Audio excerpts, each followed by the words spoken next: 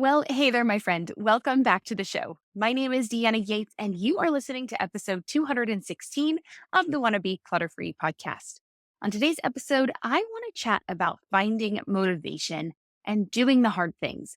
I think we know that there are things that we need to do, but sometimes just starting feels so monumental, or we don't do fun things because it's just a lot of work to get going. So, I want to talk to us about that today, and I think you're going to really enjoy it. But before we dive in, I always like to take a quick second to say thank you to you for joining me today. I couldn't do the show without you, and I definitely appreciate that you are here. If you like what you hear today, can you help me out a little bit? Can you leave a rating for this show? You can do it right now where you are. If you like what you hear, give it a 5-star rating. That would really help me out. And if you want to go a little bit above and beyond, you can also leave a review for the show as well. Or you can share it with a friend. Those are some of the best ways that you can help out this show. All right. With that housekeeping out of the way, let's dive in. I don't want to waste any of your time today. So, the reason I want to talk about this episode today, it came up because we went camping over this past weekend. And there's a lot of work that goes into camping, right? We went for one night. We only stayed one night. It was beach camping. We already had plans on Saturday night, so we could only squeeze in for Friday night with this last minute invite that we got from our friends, which was amazing. And it was so much fun. And I had been wanting to take our daughter beach camping for the longest time. I had done that when I was in junior high and high school, and I loved it. And I wanted to take her as well, and my husband as well. He hadn't beach camped before here in California either. So I wanted to take them, but I never took the time to get the spot. I never put in that effort up front. And I just, once we've done this, now I want to try to put it on my radar and make sure it's something that I'm doing. So we're going to talk about finding the motivation and how to take those first steps. But it's not just for the fun things. Yes, it is for the fun things like camping, snowboarding, hiking, all the things that we want to do. Maybe going with our family for a picnic, going for a walk, all those kinds of things. Sometimes we don't do them because it's just hard to get started. And if we can't do the fun things, we are definitely not going to do the hard things that we know we need to do in order to move our lives forward, in order to get the life we want. These, of course, are things like decluttering and organizing your house, right? They are hard, big things. And we know we can do hard things. We do hard things all the time. But when it's not required and it's not mandatory or it's not on our calendar, it's not something we just set as a expectation for ourselves, they so easily get sidelined and put to the back burner. So I want to talk today about how we can find that motivation. That's what we're here for. All right. So first I want to start with why it's hard to get started in the first place. Right? We have these goals. We have these things that we want to be doing. So why aren't we doing them? Because when we're getting started, a challenging task especially feels like climbing a mountain. It feels like it's so just unattainable, that it's so far off. Sometimes the task might not even be that hard, but there are lots of barriers we face, especially as busy moms. I was trying to get this episode recorded today, and it is now late afternoon. It has taken me all day to find the time to sit down, to write out my notes, to get it all together so I can be here because all these little things just keep coming up. And I look back at my day and I'm like, what did we even do? I mean, I know there's lots of things that we did today, but it's just crazy when I think about, I can't believe it took me all day to get here. And so when we're busy moms, we need to make sure that we are carving out that time because honestly, the sheer lack of time is the first reason we don't do the things on our list that we really want to do because it's really hard to carve out that time and space. We've got school runs, we've got meal prep, we've got work, we've got all the other responsibilities on our plate. So finding that spare moment can be a huge challenge. Then, of course, there's the mental load. I mean, can we even start talking about all the things we are constantly juggling? So many thoughts and responsibilities that are in our head. It can lead to decision fatigue. It can lead to late nights where we're not getting enough sleep. So we're not recharged. And so it can lead to actual fatigue. And so we become overwhelmed, right? When we don't get enough sleep, we haven't recharged our batteries enough. Maybe we're not eating right. Maybe we're not drinking enough water. So we're dehydrated, we're tired. All these little things can add up. And maybe it's not all in one area. Maybe it's you only drank 6 glasses of water today. And so you're actually dehydrated and you didn't realize it. Or maybe for the last week, you've only been getting 6.5 hours of sleep when you really would do better with 7 or 7.5. But it's just these little tiny bits and they just start to add up. And so we get really overwhelmed. And then it makes all of those choices that we're trying to make even more difficult. Does this sound familiar to you? This is what happens in my life. Or then psychologically, we can have the fear of failure. That can be a huge roadblock. So we worry about not doing things perfectly. So we put them off because that fear can paralyze us. And let's not forget about procrastination. In a couple of weeks, I have an episode coming up about procrastination. So make sure you tune in. You are not going to want to miss that one. But we put off hard things because, well, they're hard, right? We don't want to deal with the hard things or we don't want to fail. So we don't even start. So we give up. But we are going to tackle this today. So this is what we're getting into. We're going to start with finding tips for motivation, and then we're going to learn about how to take that first step. And then we're going to follow up and finish up with staying on track when progress is slow, because sometimes things don't go as fast as we'd like. At least that's me. But before we do that, let's take a quick break to hear from this week's sponsors, and we'll be right back. All right, welcome back. Okay, so before we left, we were going to talk about tips for finding motivation because I don't know about you, but sometimes I start out just super excited. Like I am like the first day, I'm like all about it. Let's do it. It's so great. And then it gets hard. And then the motivation is totally gone.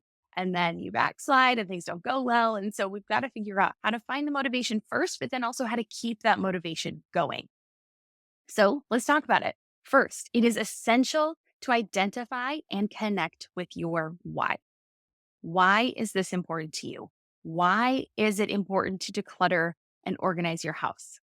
Why is it important for you to do those things that are on your list? Because understanding the deeper reason behind why you're doing something is incredibly motivating. Now, your why is your why.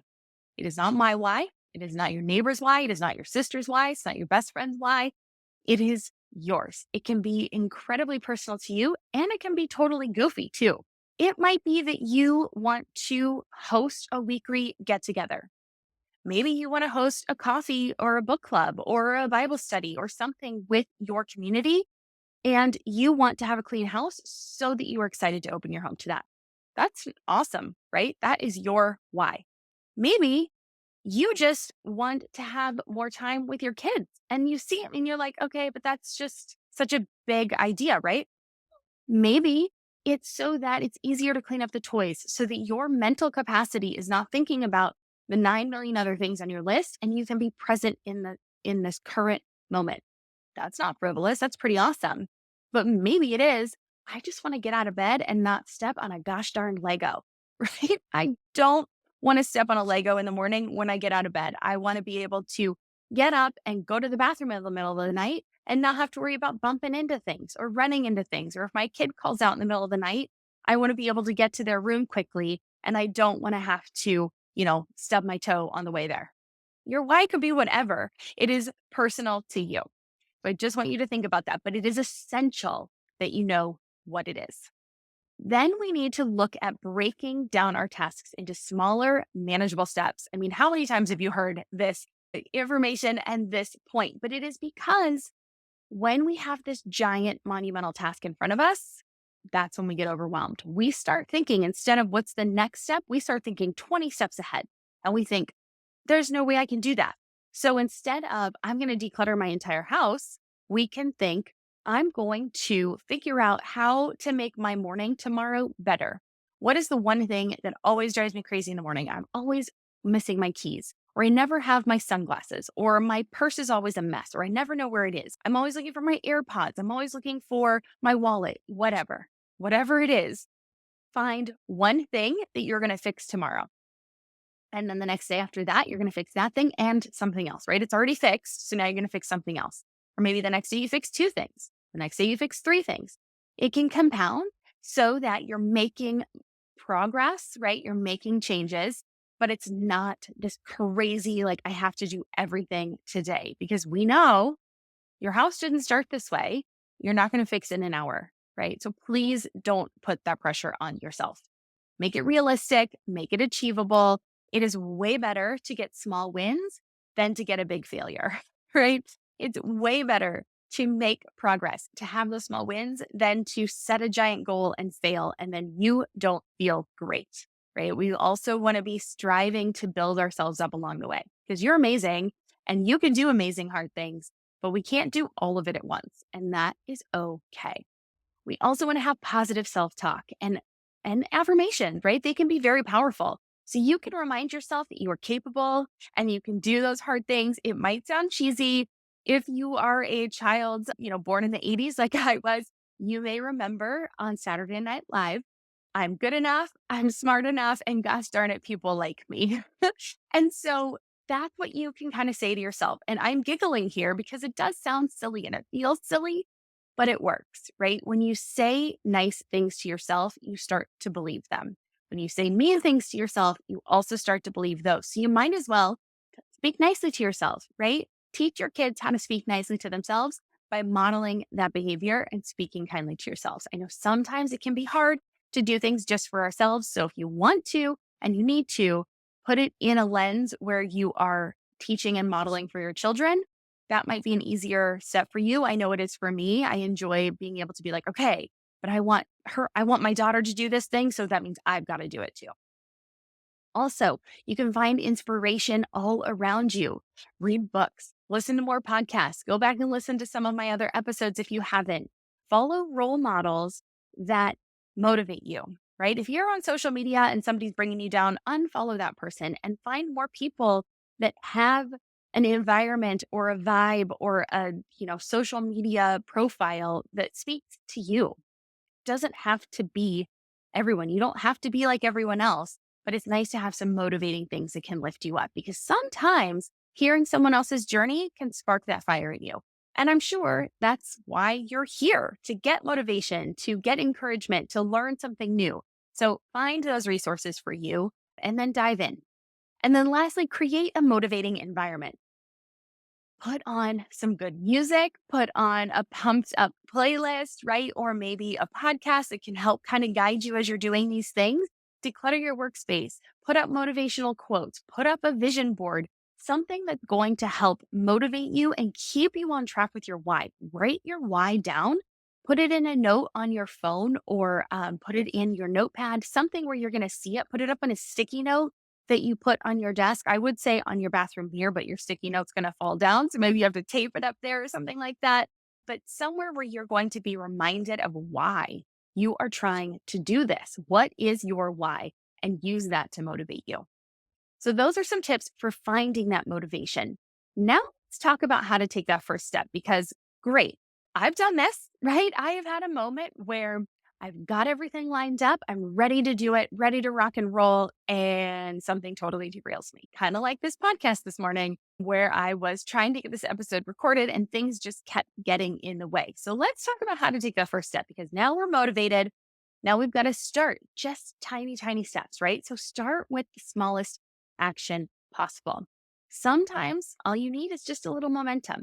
I've heard people talk about wanting to start a habit and they start incredibly tiny. Like you want to floss your teeth every night, floss one tooth. And I know that sounds crazy because you're like, well, one tooth isn't going to do it.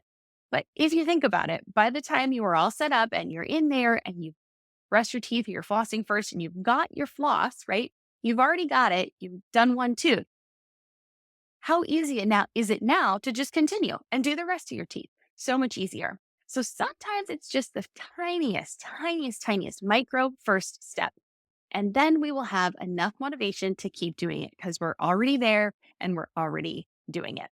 All right, let's take one more quick break. And when we come back, I'm going to talk about more ways that we can start with the smallest possible action and how to get that first step going. Some other ways we can start with really tiny actions. It could be something as simple as writing down a to-do list. Now, if you're doing an entire brain dump to-do list, I highly recommend them. Check out my episode with Alicia Cohen for tips on why that is good and how they can help with the mind swirl, as she calls it. And it is a very motivating activity. But if we are trying to start with the smallest step, maybe you want to brainstorm for a few minutes and then pick one thing on that list to do, right? Maybe it's just setting a timer for 1 minute to work on the task. I know 1 minute doesn't seem like a lot, but again, flossing one tooth also does not seem like a lot. And once you're started, you might be like, okay, I'm going to do a little bit more of this because that is the motivation, right? So we've already had the motivation. Now we're taking the first step. And once we're in that groove, it's just easier to keep going. All right. The next thing is planning and prioritization are key. If I didn't have plan for my day, generally it goes off the rails. So I always tend to have a few things that are planned and prioritized for the day. Now, taking a few minutes in the morning or even the night before, sometimes I find the night before is even better because I am in a better frame of mind. When I first wake up in the morning, kind of just can take me a little bit to get into it. So if I plan the night before, then I don't really have the excuse of like, oh, well, I need to plan and do this thing. I'm like, oh, here it is. Let's go. So maybe start the night before, plan out your steps, use those priorities for what need to be done first.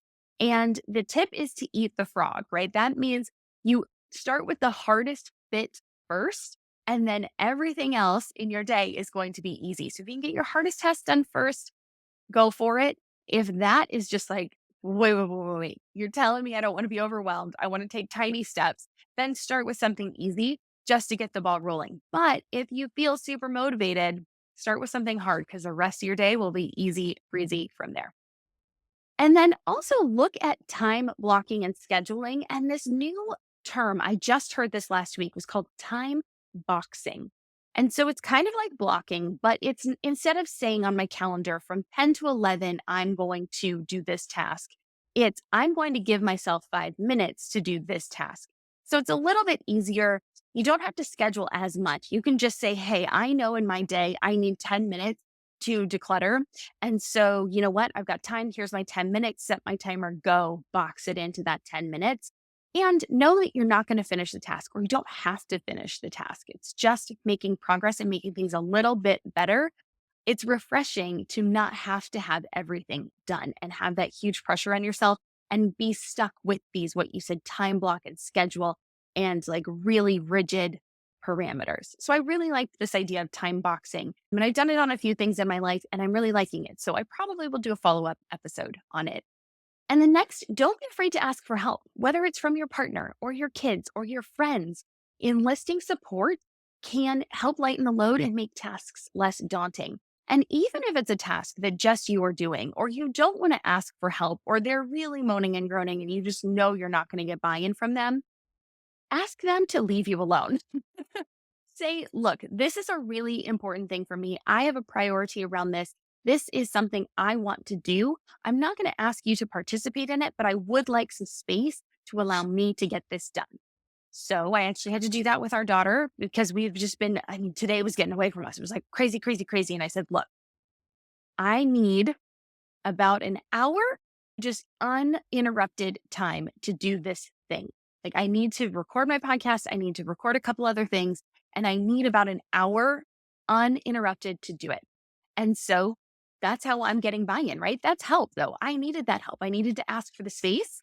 So maybe it's not, hey, can you help me declutter this thing? But maybe it's just, hey, I need 10 minutes to do this. So if your kids are younger and you need to, here's your tablet.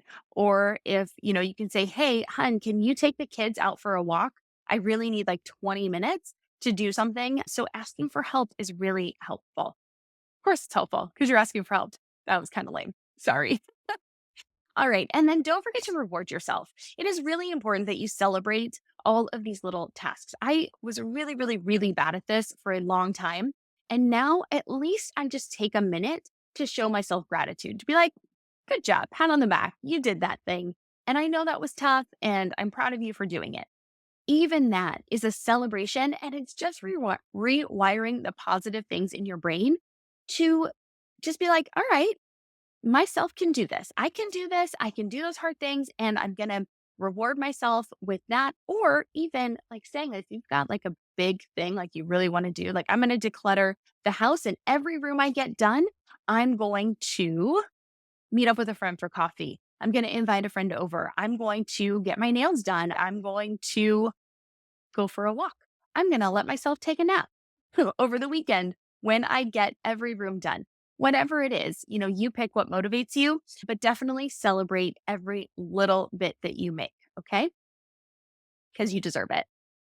All right. And then the last step I want to talk about is staying on track when progress is slow, because I've already talked about taking these big things. And so your goal obviously is this giant thing, but you can't do that all in once. So you've got to do one little small bit at a time.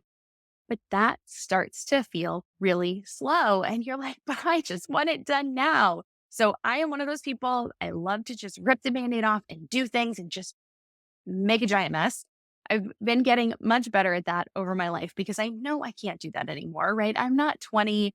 I'm not single. I can't do as much. I have a lot more stuff. We have a bigger house. There's just more going on. There's a lot more opinions and buy in that I need on a regular basis. So I know that progress is going to be slower.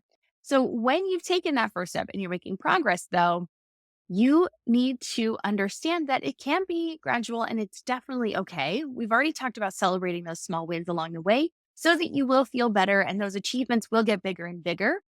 Also, I talked about that idea of kind of stacking your things, right? So if you make one small change, then tomorrow make two small changes and then make three small changes. And maybe three is as many as you can make in a day.